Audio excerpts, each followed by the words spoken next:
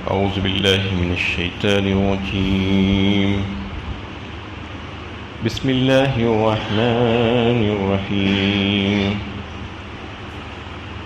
ولن تستطيعوا أن تعدلوا بين النساء ولو حرصتم فلا تميلوا كل الميل فتذروها كالمعلقة وإن تصلحوا وتتقوا فإن الله كان غفورا رحيما. تم عورتوں کے درمیان عدل کرنا بھی چاہو تو پورا پورا عدل نہیں کر سکتے، مگر ایسا بھی نہیں ہونا چاہیے کہ ایک ہی طرف جھک پڑو اور دوسروں کو اس طرح چھوڑ دو گویا کہ وہ معلق ہے. اور اگر تم معاملہ درست رکھو اور اللہ سے ڈرتے رہو تو اللہ بخشنے والا رحم فرمانے والا ہے. یہ سورہ نساء کی 129 نمبر کی آیت ہے. اس سے گزشتہ آیت میں یہ بات ہو رہی تھی کہ اگر عورت کو اپنے شوہر کی طرف سے اس بات کا اندیشہ ہو اور یہ محسوس کرتی ہو کہ وہ اس کا پورا حق ادا نہیں کر سک رہا ہے اور اس میں تلخیاں پیدا ہو گئی ہیں، تو اس صورت میں جو ہے عورت اپنے کچھ حقوق سے دستبردار ہو سکتی ہے اور اپنے حقوق کو کچھ معاف کر کے اس کی جو بے پرواہی ہے اور جس کی وجہ سے وہ طلاق کی صورت پیدا ہو سکتی ہے، اس اندیشے کو ختم کرنے کے لیے باہم سمجھوتا کر لے تو زیادہ بہتر ہے. اس میں اس بات کی طرف توجہ دلائی گئی تھی کہ ایسی صورت میں عورت اپنے بعض حقوق سے دستبردار ہو سکتی ہے، کیونکہ طلاق کے معاملے میں مصالحت بہرحال بہتر ہے. میں معاشرتی تعلقات کی خرابی میں تنگ دلی کا بہت بڑا دخل ہوتا ہے. اگر وسعت سے کام لے دونوں مرد اور عورت تو بہت سے معاملات خود بخود سلجھ سکتے ہیں. اس سلسلے میں عورت کو بھی جو ہے اس بات کے پیش نظر رکھنا چاہیے کہ اگر مرد کو کسی وجہ سے نااتفاقی ہو رہی ہے اور لڑائی جھگڑا پیدا ہو رہا ہے، بے رخی ہو گئی ہے شوہر کی طرف سے اور نوبت طلاق تک پہنچ گئی ہے، تو اس سے اپنے آپ کو بچانے کے لیے، اور عورت اگر آزادی نہیں چاہتی ہے کسی وجہ سے کہ وہ حالات اس کے لیے مناسب نہیں ہیں، تو پھر اس کو تمام باتوں کو پیش نظر رکھتے ہوئے اس کو اس بات کا لحاظ کرنا چاہیے کہ وہ آگے بڑھ کر شوہر کے ساتھ اپنے کچھ جو مطالبات تھے اس سے دستبردار ہو جائے تو معاملہ سلجھ سکتا ہے جو الجھ رہا ہے. تو اس میں جو کمپرومائز کرنے کے لیے جو بات کہی گئی یہ بہت ہی پیاری اور اہم بات ہے. اسلام اس بات کی طرف توجہ دلانا چاہتا ہے کہ نہ صرف میاں بیوی کے تعلقات بلکہ دیگر گھریلو جو اختلافات، جو لڑائی جھگڑے اور دنیا بھر کے دوسرے لڑائی جھگڑوں کے سلسلے میں بھی انسان کو تنگ دلی کا مظاہرہ نہیں کرنا چاہیے، بلکہ وسعت اور فراخی کا مظاہرہ کرتے ہوئے اپنے کچھ حقوق سے دستبردار ہو کر نرمی اختیار کرتے ہوئے فریقین اگر آگے بڑھنے کی کوشش کریں تو بہت سے مسائل جو الجھ جا رہے ہیں وہ سلجھ سکتے ہیں، اس کا مسئلے کا حل نکل سکتا ہے. اور جو طویل قانونی لڑائیوں میں جا کر لوگ اپنا وقت اور پیسہ برباد کرتے ہیں، اس کے بعد بھی کوئی نتائج نہیں نکل پاتے، تو اس سلسلے میں یہ زبردست ترغیب اسلام دیتا ہے کہ اس طریقے سے اگر تم اپنے مسائل کو سلجھانے کی کوشش کرو تو یہ مسائل بہت آسانی کے ساتھ سلجھ سکتے ہیں. اور پھر شوہر کو بھی اس میں اللہ تعالیٰ نے یہ ترغیب دی کہ اپنی رفیق زندگی کے معاملے میں احسان اور تقوی کی راہ اختیار کرنے کی کوشش کرے. اب اس آیت میں اللہ تعالیٰ یہ بتانا چاہ رہے ہیں کہ تم کتنی ہی کوشش کر لو لیکن تم اپنی بیویوں کے درمیان باہم برابری نہیں کر سکتے. اس کو محبت دینا اور دل کا میلان کا جو معاملہ ہے، جو رغبت ہے، وہ برابری نہیں ہو سکتی. اس میں نہ کہیں کمی ہو جائے گی، اس لیے کہ وہ معاملہ دل سے تعلق رکھتا ہے اور اس میں تمہاری قدرت ہے ہی نہیں، تمہارے پاس اختیارات نہیں ہیں. جس بات پر تمہارے پاس قدرت نہیں ہے اس کے تم مکلف بھی نہیں ہو سکتے. اس میں اللہ تعالیٰ نے واضح فرمایا، کیونکہ تعدد ازدواج کی صورت میں عدل کو جو لازم قرار دیا گیا ہے،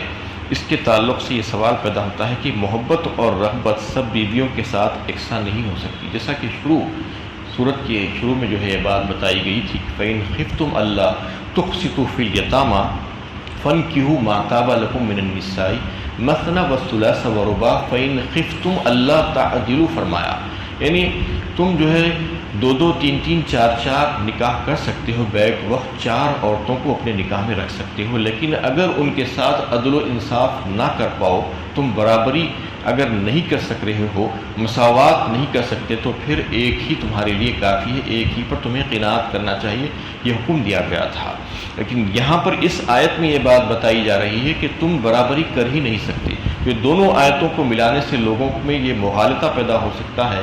کہ جب اللہ تعالیٰ خود کہہ رہے ہیں کہ تم برابری کر ہی نہیں سکتے، اور پھر پہلی آیت میں تو یہ بات بتائی جا رہی ہے کہ تم 2 3 اور 4 تک نکاح کر سکتے ہو، بیک وقت مرد اپنے نکاح میں 4 عورتوں کو رکھ سکتا ہے۔ پھر یہ دونوں چیزیں جو ہے متضاد نظر آتی ہے، لیکن اس میں یہ بات جو ہے واضح کی جا رہی ہے کہ یہ جو برابری کا جو معاملہ یہاں پر جو بتایا جا رہا ہے اس آیت میں، اس سے مراد وہ نہیں ہے برابری۔ اس میں جو بات بتائی گئی تھی پہلی آیتوں میں کہ برابری کرنا اور اس میں مساوات کرنا، تو مساوات اور برابری جو ظاہری اختیاری چیزیں ہیں اس میں کرنے کے لیے کہا گیا ہے، جس میں مرد کو اختیار ہے، انسان کو اختیار ہے، جیسے نان نفقہ کا دینا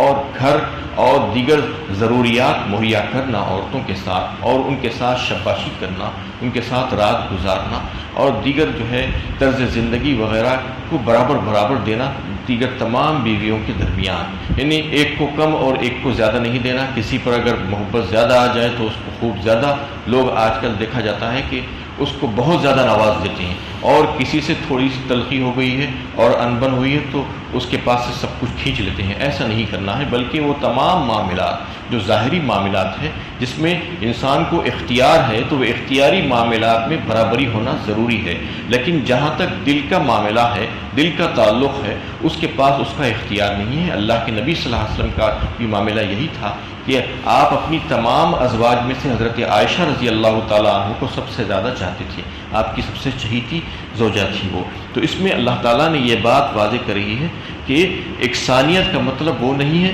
کہ دل کا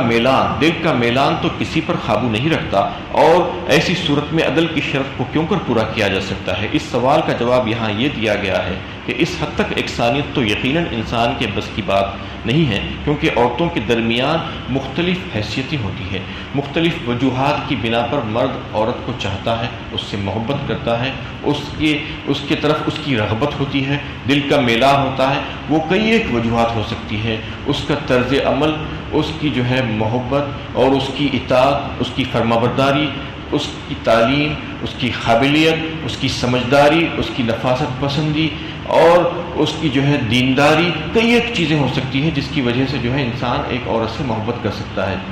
ضروری نہیں ہے کہ یہ ساری صلاحیتیں اور خوبیاں کوئی دوسری عورت میں بھی ہو، تو اس وجہ سے دل کا میلان تو جو ہے ایک عورت کے ساتھ زیادہ ہو سکتا ہے اور دوسری عورت کے ساتھ کم ہو سکتا ہے، اس کے مزاج کی وجہ سے، اس کی عمر کی وجہ سے، اس کی صحت کی وجہ سے، اس کی قابلیت کی وجہ سے۔ تو یہ کئی ایک چیزیں ہیں جس میں جو ہے اس کا لحاظ کیا جا سکتا ہے، اور ایک انسان جو ہے ایک عورت سے اس وجہ سے زیادہ محبت کر سکتا ہے۔ تو اس میں جو ہے یہ بات واضح کر دی گئی ہے کہ اس میں جو ہے یکسانیت نہیں ہو سکتی، اس میں برابری ممکن ہی نہیں ہے۔ انسان اس کے لیے کتنی کوشش کرے اور کتنا چاہے تو بھی وہ برابری نہیں کر سکتا۔ اس لیے اس میں جو ہے اللہ تعالیٰ نے اس کو معافی دے دی ہے کہ شریعت بیویوں کے درمیان ایسی مساوات قائم کرنے کا مطالبہ ہی نہیں کرتی جو انسان کے بس میں نہیں ہے، جو انسان کے قابو میں نہیں ہے۔ ہاں، جو چیزیں اس کے قابو میں ہیں، جو اس کے اختیار میں ہیں، اس میں جو ہے اس کو یقیناً برابری کرنا ہوگا، اور شریعت اس سے مطالبہ کرتی ہے۔ اور پھر آخر آیت کے حصے میں یہ بتایا گیا کہ وَإِن تُصْلِحُوا وَتَتَّقُوا وَلَوْ حَرَصْتُمْ فَلَا تَمِيلُوا كُلَّ الْمَيْلِ فَتَذَرُوهَا كَالْمُعَلَّقَةِ، یعنی اس کا مطلب یہ نہیں کہ تم ایک بیوی سے جو ہے تمہاری محبت بہت زیادہ ہو گئی ہے، دل کا میلان تمہارا اس کی طرف زیادہ ہے تو تم اس کی طرف جھک جاؤ اور دوسروں کو ایسے ہی معلق چھوڑ دو۔ نہیں، بالکل ایسا نہیں کرنا چاہیے، بلکہ دیگر معاملات میں تم ان لوگوں کا پورا خیال رکھنا چاہیے، اس طریقے سے کہ وہ ظاہر ہو کہ وہ جو ہے کسی کے نکاح میں ہے، منکوحہ ہے، ظاہر ہونا چاہیے، نہ یہ کہ جو ہے بالکل چھوڑی ہوئی عورت کی طرح اس کے کوئی حقوق ادا نہیں کر رہے ہیں، بلکہ اس کے جو بھی حقوق ہیں وہ حقوق کو ادا کرنا۔ کوئی جو ہے یہ نہ سمجھے کہ یہ عورت تو جو ہے شادی شدہ نہیں ہے، یعنی شادی شدہ ہے اگر تو پھر وہ شادی شدہ دکھنا چاہیے، اس کے حقوق بھی ادا ہونے چاہیے، اور اگر طلاق یافتہ ہے تو پھر وہ بھی دکھنا چاہیے کہ بے شوہر والی ہے۔ یہ دونوں چیزیں جو ہے ظاہر ہونا چاہیے، بیش ادر معلق کر کے ایسے جو ہے عورتوں کو نہیں لٹکا دینا چاہیے۔ وَإِن تُصْلِحُوا وَتَتَّقُوا فَإِنَّ اللَّهَ كَانَ غَفُورًا رَحِيمًا، اور پھر فرما دیا گیا آخر حصے میں کہ اگر تم اصلاح کرو اور اللہ سے ڈرتے ہوئے زندگی گزارو اور سارے معاملات میں اللہ کا خوف پیش نظر رکھو تو تم سے اگر کوئی غلطی بھی اگر ہو جائے گی تو اللہ تعالیٰ غفور الرحیم ہے، وہ جو ہے تمہیں معاف فرما دیں گے اپنے فضل و کرم سے۔ وَإِن يَتَفَرَّقَا يُغْنِ اللَّهُ كُلًّا مِّن سَعَتِهِ وَكَانَ اللَّهُ وَاسِعًا حَكِيمًا، اور اگر دونوں ایک دوسرے سے الگ ہو ہی جائیں تو اللہ اپنی وسعت سے ہر ایک کو دوسرے سے بے نیاز کر دے گا۔ اللہ بڑی وسعت والا اور بڑی حکمت والا ہے۔ اس میں یہ بات واضح کر دی گئی کہ تمام جو ہے اصلاح کی تدابیر کر لینے کے باوجود بھی کبھی ایسے موقع آتے ہیں کہ ناگوار حالات میں جو ہے علیحدگی ہی ضروری ہو جاتی ہے، یعنی زندگی ایک ایسے موڑ پر پہنچ جاتی ہے کہ وہاں پر نباہ کرنا مشکل ہو جاتا ہے۔ تمام جو ہے حربے آزما لیے گئے، اس کے باوجود بھی جو ہے نباہ نہیں ہو پا رہا ہے اور اصلاح نہیں ہو رہی ہے، تو پھر ایسے رشتے کو قائم رکھنے کے بجائے ایسے رشتے کو ختم کر دینا زیادہ بہتر ہوتا ہے۔ اس سلسلے میں اسلام نے جو ہے اجازت دی ہے۔ حالانکہ طلاق کے بارے میں اللہ کے نبی صلی اللہ علیہ وسلم نے فرمایا کہ اللہ تعالیٰ کی حلال کردہ تمام چیزوں میں سب سے زیادہ ناپسندیدہ چیز اللہ تعالیٰ کو کوئی ہے تو وہ ہے طلاق، یعنی ایک عورت اور مرد کے بیچ میں نکاح ہو جانے کے بعد، رشتے ازدواج قائم ہو جانے کے بعد اس کو بلا وجہ کے توڑ دینا جو ہے اللہ تعالیٰ کو سخت ناپسند ہے۔ لیکن چونکہ حالات کبھی ایسے ہو جاتے ہیں تو پھر ایسے رشتے کو قائم رکھنا بھی ناممکن ہو جاتا ہے، اور ایسے رشتے کو قائم رکھنا ایک دردسر اور ایک عذاب جان بن جاتا ہے،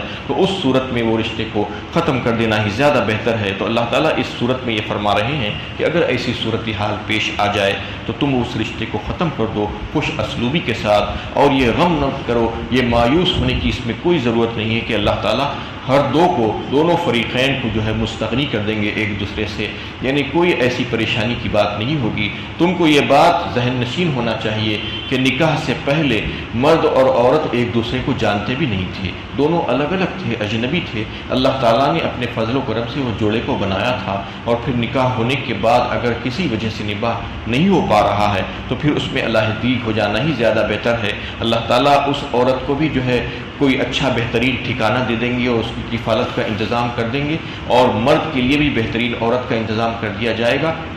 دونوں کو اپنی اپنی پسند کے مطابق اللہ تعالیٰ پھر سے نئی زندگی گزارنے کے لیے بہترین جوڑا عطا فرما دیں گے اپنے فضل و کرم سے۔ تو اس لیے اللہ تعالیٰ کے فضل سے مایوس نہیں ہونا چاہیے، اور کوئی ایسے حالات میں جو ہے مایوسی اور پریشانی کے عالم میں نہیں آنا چاہیے، بلکہ اللہ تعالیٰ ان کو بھی جو ہے ان کی ضرورتوں کے مطابق، ان کی پسند کے مطابق وہ جوڑا عطا فرما دیں گے۔ اور ایسا ہی اللہ تعالیٰ کرتے ہیں کہ جو حق پر ہوتا ہے تو پھر اس کے ساتھ اللہ کی مدد یقیناً ہوتی ہے۔ وَكَانَ اللَّهُ وَاسِعًا حَكِيمًا، فرما دیا گیا کہ اللہ تعالیٰ کی جو ہے علم جو ہے بہت وسیع ہے، اور وہ سارے ان کے فیصلے بڑے ہی حکیمانہ ہیں۔ وَلِلَّهِ مَا فِي السَّمَاوَاتِ وَمَا فِي الْأَرْضِ وَلَقَدْ وَصَّيْنَا الَّذِينَ أُوتُوا الْكِتَابَ مِن قَبْلِكُمْ وَإِيَّاكُمْ أَنِ اتَّقُوا اللَّهَ وَإِن تَكْفُرُوا فَإِنَّ لِلَّهِ مَا فِي السَّمَاوَاتِ وَمَا فِي الْأَرْضِ وَكَانَ اللَّهُ غَنِيًّا حَمِيدًا۔ آسمانوں اور زمین کی ساری موجودات اللہ ہی کی ملک ہے۔ تم سے پہلے جن کو کتاب دی گئی تھی انہیں بھی ہم نے یہ ہدایت کی تھی، اور تمہیں بھی یہ ہدایت کرتے ہیں کہ اللہ سے ڈرتے رہو، اور اگر تم کفر کرو گے تو یاد رکھو جو کچھ آسمانوں میں ہے اور جو کچھ زمین میں ہے سب اللہ ہی کے لیے ہے۔ اللہ بے نیاز اور کمالات سے متصف ہے۔ یہاں سے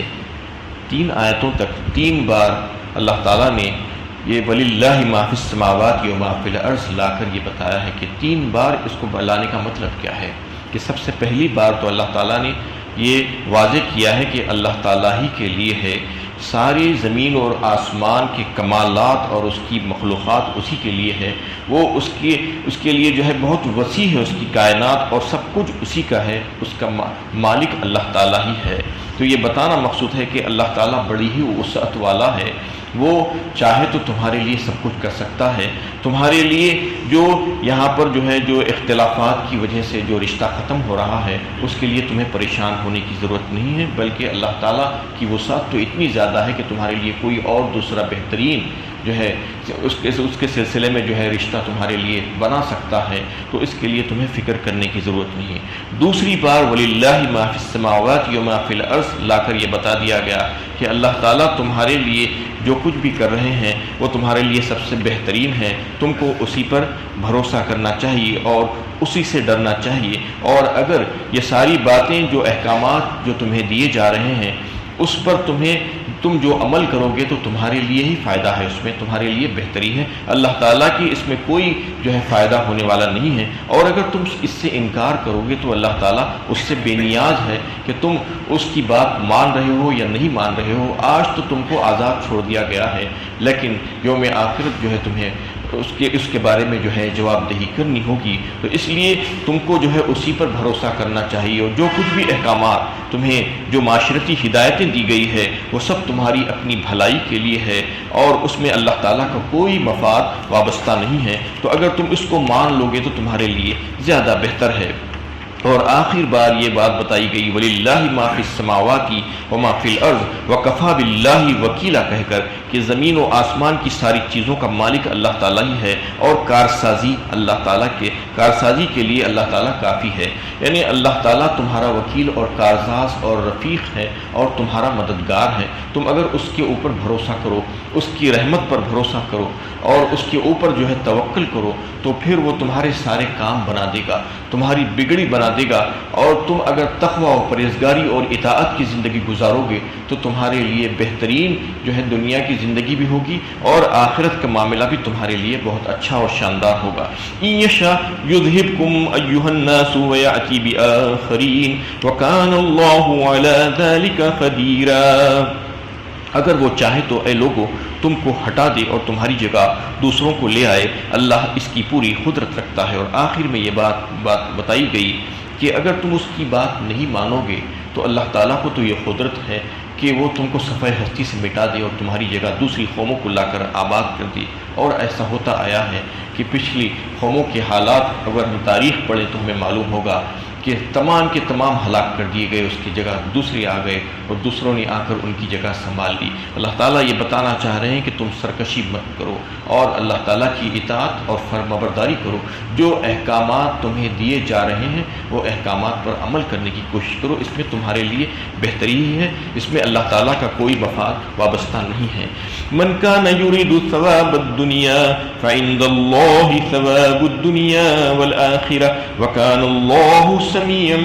بصیرا، جو شخص دنیا کے اجر کا طالب ہو اسے معلوم ہونا چاہیے کہ اللہ کے پاس دنیا اور آخرت دونوں کا اجر ہے، اور اللہ سب کچھ سننے والا اور سب کچھ دیکھنے والا ہے، یعنی اللہ کے نزدیک دنیا کے فائدے بھی ہیں اور آخرت کے بھی۔ اب یہ تمہارے اپنے ظرف اور حوصلے کی بات ہے کہ تم صرف دنیا کے فائدے مانگتی ہو، حاصل کرنا چاہتی ہو، یا دنیا اور آخرت دونوں کی فائدے۔ من کان یرید حرث الآخرۃ نزد له فی حرثہ ومن کان یرید حرث الدنیا نؤتہ منہا وما له فی الآخرۃ من نصیب۔ اللہ تعالیٰ نے سورہ شورى 25ویں پارے میں یہ بات واضح فرمائی، جو کوئی آخرت کی کھیتی چاہتا ہے تو ہم اس کو وہ بھی دیتے ہیں اور اس میں مزید اضافہ کر دیتے ہیں، اور جو کوئی دنیا کی فائدہ چاہتا ہے تو بس اس کو اتنا ہی ملتا ہے جتنا اس کے مقدر میں لکھ دیا گیا ہے، یعنی دنیا ایسا نہیں کہ وہ جتنا مانگ رہا ہے اتنا دیا جاتا ہے، جتنا اس کے حق میں ہے مقدر میں ہے اتنا اس کو دے دیا جاتا ہے، لیکن پھر اس کے بعد آخرت میں اس کا کچھ بھی حصہ نہیں ہے۔ اسی لیے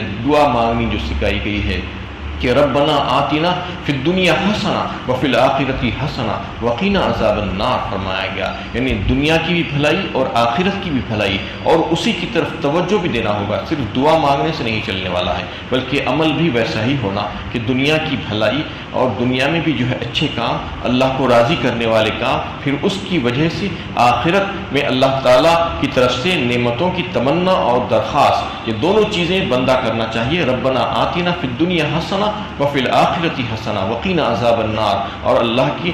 آگ کا جو عذاب ہے اس سے بچاؤ کے لیے اللہ سے دعا، اس سے بچنے کے لیے اللہ سے دعا کرنا، یہ اللہ تعالیٰ اس آیت میں بتا رہے ہیں۔ اور فرمایا گیا کہ وکان اللہ سمیعا بصیرا، یعنی اللہ اللہ تعالیٰ سب کچھ سننے والا اور سب کچھ دیکھنے والا ہے. تم یہ مت سمجھو کہ اللہ تعالیٰ تمہاری عملوں سے غافل ہے، تم جو کچھ بھی کر رہے ہو اس سے وہ واقف ہے. وآخر دعوانا ان الحمد للہ رب العالمین.